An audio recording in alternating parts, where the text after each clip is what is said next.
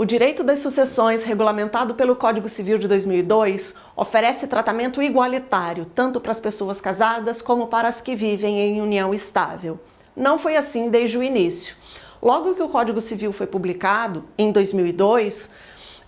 havia uma regulamentação diferenciada em termos de direito das sucessões, garantindo direitos ao cônjuge sobrevivente de forma absolutamente diferente daqueles que eram garantidos aos companheiros. Havia efetivamente uma intenção de desprestígio com relação à união estável,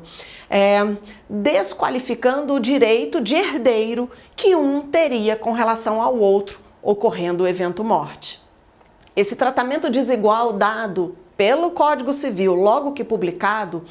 citando os artigos, caso vocês queiram fazer algum tipo de pesquisa, o do cônjuge continua sendo o 1829 e o do companheiro sobrevivente era o artigo 1790. Comparando esses dois artigos e a doutrina da época, inclusive para algum trabalho acadêmico, vocês vão perceber que o tratamento dado pelo legislador às pessoas que viviam em união estável com relação aos seus direitos sucessórios eram de menor grandeza, eram desqualificados, eram de menor monta, ou seja, era como se houvesse uma verdadeira hierarquia entre os direitos sucessórios das pessoas casadas e das que viviam em união estável. Isso gerou uma perplexidade literalmente muito grande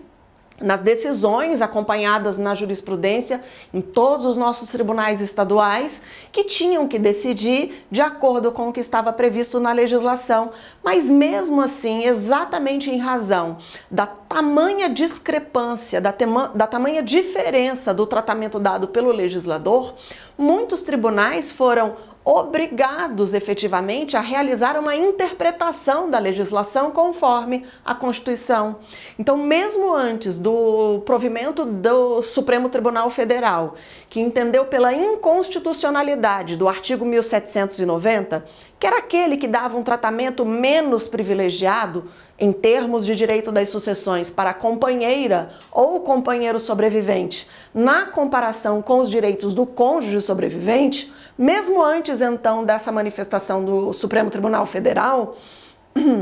a gente já encontrava nos tribunais estaduais, inclusive, declarações de inconstitucionalidade daquelas que só geram efeitos perante o caso concreto. E é interessante perceber que quando o Supremo foi então provocado a se manifestar com relação a esse tratamento desigual dado pelo legislador, por unanimidade, a nossa Corte Suprema entendeu que não seria constitucional esse tratamento desigual por não haver hierarquia entre as entidades familiares, são todas elas da mesma importância sob o ângulo de visão do legislador. E assim foi declarada a inconstitucionalidade do 1790 e foi determinada a aplicação do artigo 1829, que já regulamentava a sucessão do cônjuge sobrevivente. E a partir de então, dessa decisão do STF, passou-se a interpretar o 1829, que regulamentava a situação do cônjuge, também regulamentando a situação do companheiro sobrevivente, afastando-se totalmente do sistema o antigo artigo 1790, que foi declarado inconstitucional pelo Supremo Tribunal Federal.